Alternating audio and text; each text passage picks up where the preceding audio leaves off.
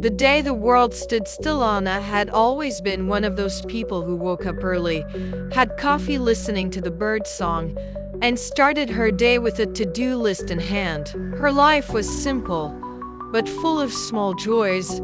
Her son's smile before school, the family messages in the WhatsApp group, the 9 o'clock soap opera, the smell of cake baking on the weekend. It was a normal life. Until the day it ceased to be. It all started on an ordinary morning, like so many others. Anna got into the shower, and while running her hand over her body to rinse off the soap, she felt a little lump, small as a bean. She frowned. "Strange," he murmured. The water continued to fall, warm and relaxing, but something inside it grew cold.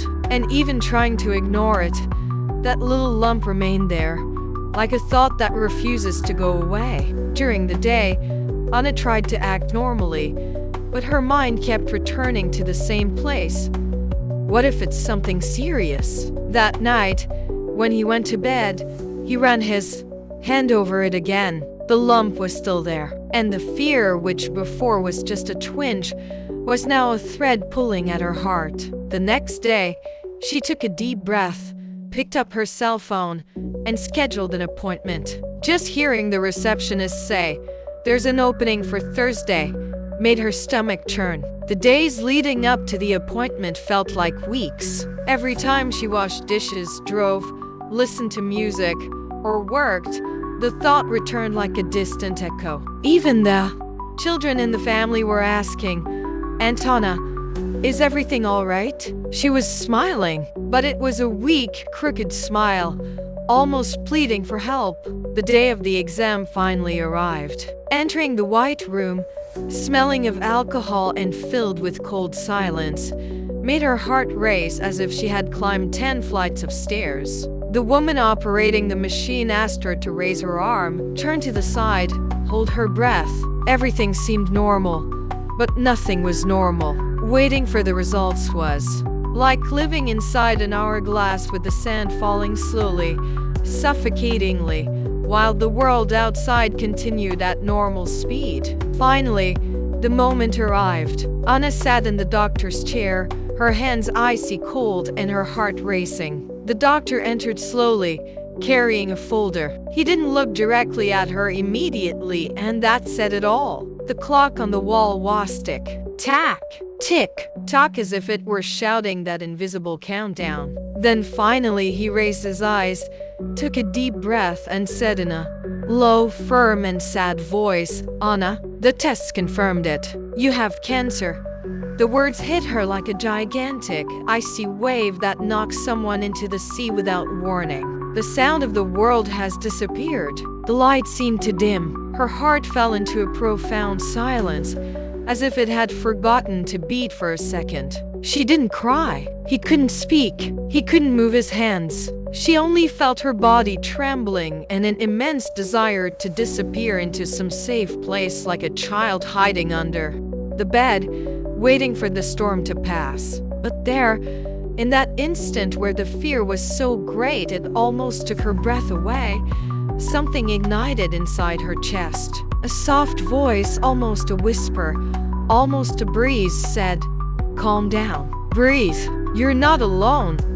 The doctor continued talking, but she could only think about two things.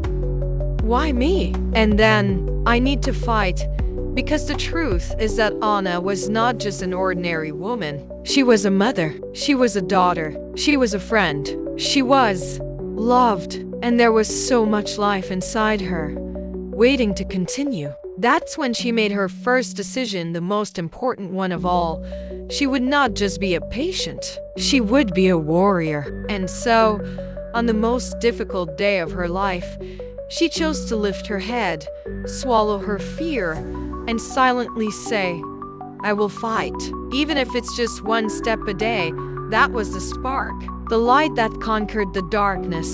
The beginning of a journey that would transform Anna forever. If these stories touched you, leave your comment. like, would subscribe to the channel and activate the notification bell so you don't miss the next videos. The day everything changed, the sun hadn't even risen yet when the alarm clock rang that ordinary morning. Or at least, it seemed ordinary. The kind of day when you wake up believing that everything will remain exactly the same.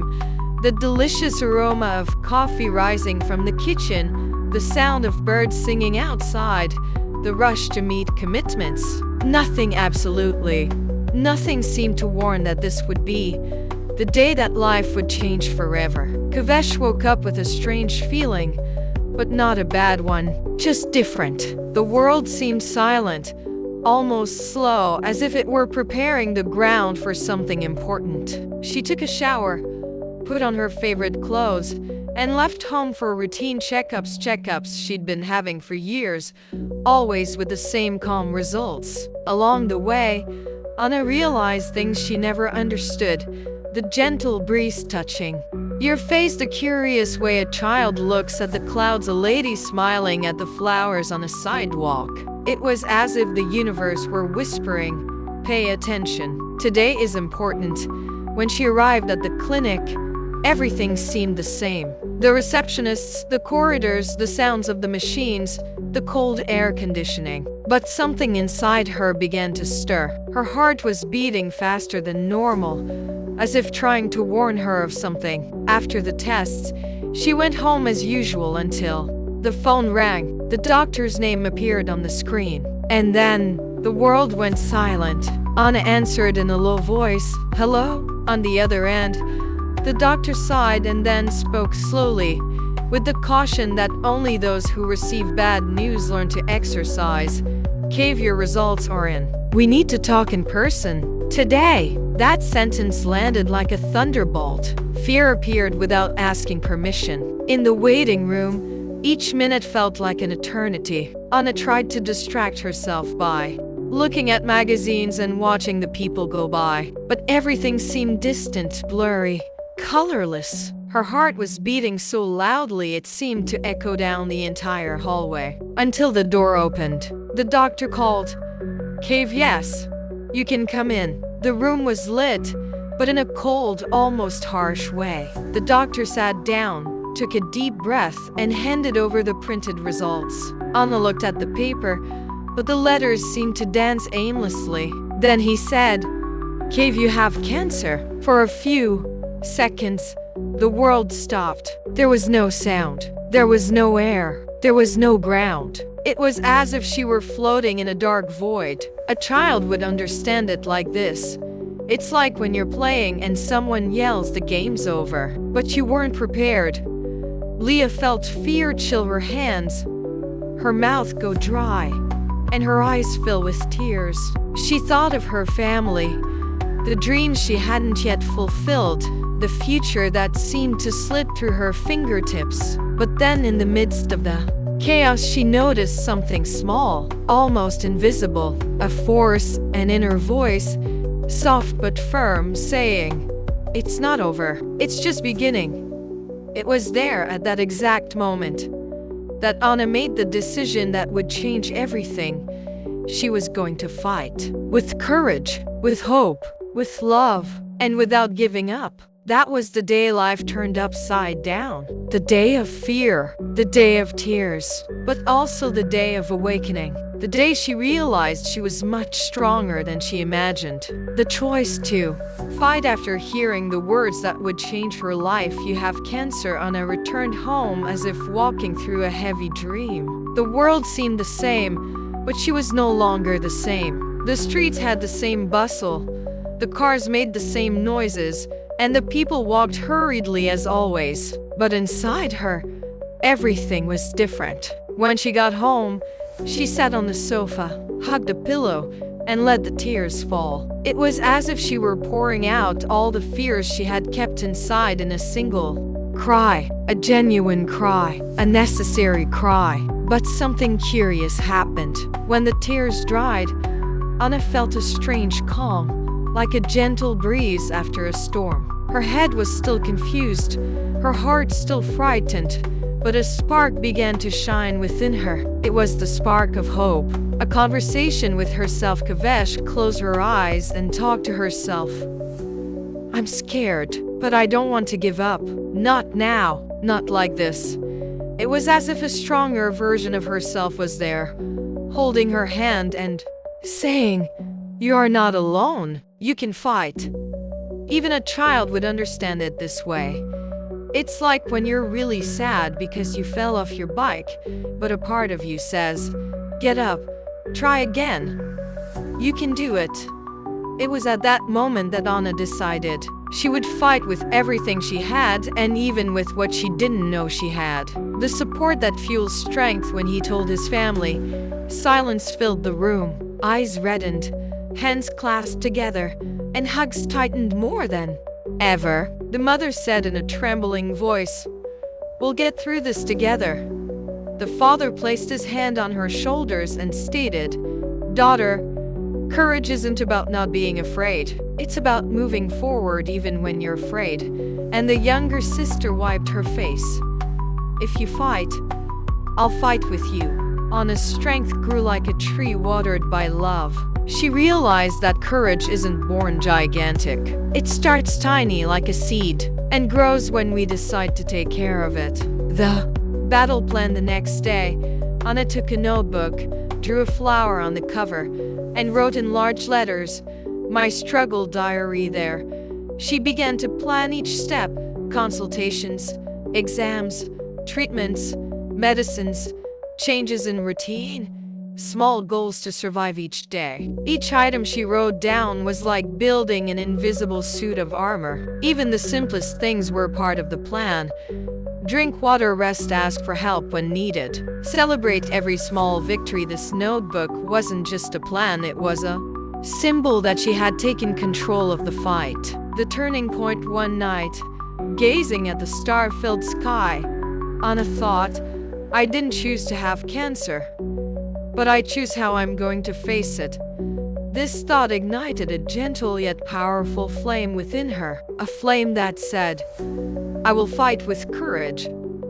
I will fight with faith. I will fight for myself, for my life, and for everyone who loves me." And that same night, before going to sleep, she repeated to herself, like a silent vow, "From today onward, I am a warrior." That's how the real fight began. Not in hospitals, not in medicines, not in cold consultation rooms, but deep within her heart. The battle, chemotherapy, fierce and courage. Leah's fight officially began on the first day of chemotherapy. The hospital had white walls, smelled of alcohol, and a silence that seemed to demand respect. Each step Leah took toward the treatment room was heavy, as if she were dragging a giant backpack full of mixed emotions. Fear, hope, doubt, courage, and yet, she continued. The first session, an unknown universe. When she sat down in the blue armchair in the room, she realized that other people were there fighting their own battles as well. Some were reading books, others were sleeping, some were drawing to pass the time. There was silence, but there was also strength. The nurse smiled and said, "You're ready, darling. Let's do this together." The voice was calm, like a friend holding her hand. When the serum machine started working, making tick, Leah felt a pang in her heart. It was like entering an unknown forest, without a map, but with the certainty that I needed to get through it. Even a child would understand it this way. It was like entering a new place, where you don't yet know if you'll like it, but you need to go because on the other side there's something very important, the chance to feel good again. Difficult days. When the body speaks. After the first few sessions, Anna's body began to change. Exhaustion seemed to be pulling his arms down. Her stomach was churning, as if she were in a boat in the middle of a storm. And little by little, strands of her hair began to fall out. She looked in the mirror and saw a new version of herself, a version that was frightening, but that also showed how much she was fighting. One night, while brushing her hair, A small tuft fell onto the brush. She placed her hand on her chest and fear tightened its grip. That's when her little sister came into the room, saw her crying, and said something simple yet life-changing. Cave, you're still beautiful. Do you know why? Because your heart hasn't changed. And Anna smiled. A shy but genuine smile. The great gesture of courage. The next day, feeling she was losing control, Anna decided to regain at least some of it. She cut her hair. She sat down in a chair, took a deep breath, and said to the hairdresser, "Let's cut it all off. But do it nicely, because I want to keep feeling like myself." When the first strand of hair fell to the ground, a tear fell along with it. When the last strand was cut, something happened. She didn't only see loss, she saw liberation. It was as if she were lifting a weight off her shoulders, saying to fear, "I am greater than you." The small daily victories, the treatment days, were like a roller coaster. Some days, she would wake up strong like a heroine. In others, it seemed as if the world weighed too heavily on them. But Anna developed the habit of searching. A small victory every day. Go out to get some sun, to eat something that I could swallow, laughing at a silly joke, paint her nails a cheerful color, to hear a song that embraced the heart. Each victory was like a sparkling pebble she collected along the dark path, illuminating her way. Unexpected friendships at the hospital. Anna met other women who were facing the same storm as her. There was Leah, who always carried a colorful scarf to give as a gift. There was Joanna, who would crack jokes to lighten the mood. And there was Marina, who cried softly, but she was always there. Together, they formed a sort of tribe, a tribe of female warriors. They shared fear, but they also shared strength. They cried together, but they never let each other fall. It was as if they had all discovered that shared pain weighs less. The day Leah realized her own strength after a few weeks, Anna woke up and, looking in the mirror, noticed something unexpected. Even weaker, even when I'm more tired, even without hair, even with a different face. She was stronger, strong on the inside. It was as if each day, God, life, and love were instilling more courage within her, even when she thought she had no courage left. She placed her hand on her chest and said softly, "I'm still here, and I'm still me." The battle was far from over, but Anna was no longer entering the fight out of fear. Now, she was entering with a purpose. Victory, lessons, and renaissance. The months passed slowly, as if each day had more hours than usual. But finally, the moment Anna had been waiting for arrived, the day to undergo the tests that would show whether the fight had been successful. She woke up early, looked out the window, and saw the sky in shades of orange and pink. It was as if the dawn itself was rooting for her. Results day. Heart in hand upon entering the hospital, Kavesh felt her legs trembling. It was like walking towards the end of a labyrinth, and she didn't know what she would find. The doctor greeted her with a gentle smile, a smile that seemed to say something even before the words. Leah held her mother's hand, took a deep breath, and listened.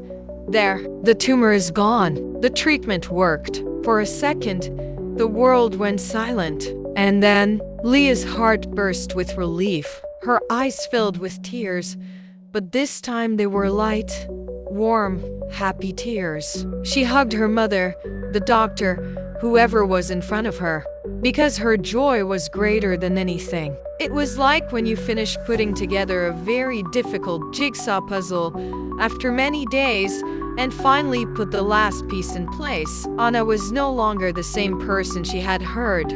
"You have cancer." Now she was someone who had won. The body that changed, and the heart that grew even after the good news. Anna still felt the scars of the battle. Physical scars, tiredness that came and went, hair starting to grow in very fine, like little bird feathers. But when she looked in the mirror, she saw no weakness. She saw a warrior, a survivor, a woman who discovered her own worth. And each mark that her body now bore was like a medal. Because winning didn't just mean finishing the treatment. Winning meant transform from within, returning to life. Slowly, but brightly, she resumed her walk in the park, feeling the sun on her face and the wind in her hair, which was beginning to grow back. She went back to cooking her favorite foods, even though she still got tired quickly. He started making plans again, even if they were small at first. He laughed loudly again, that laugh that had been held back for so long. And he discovered something very important.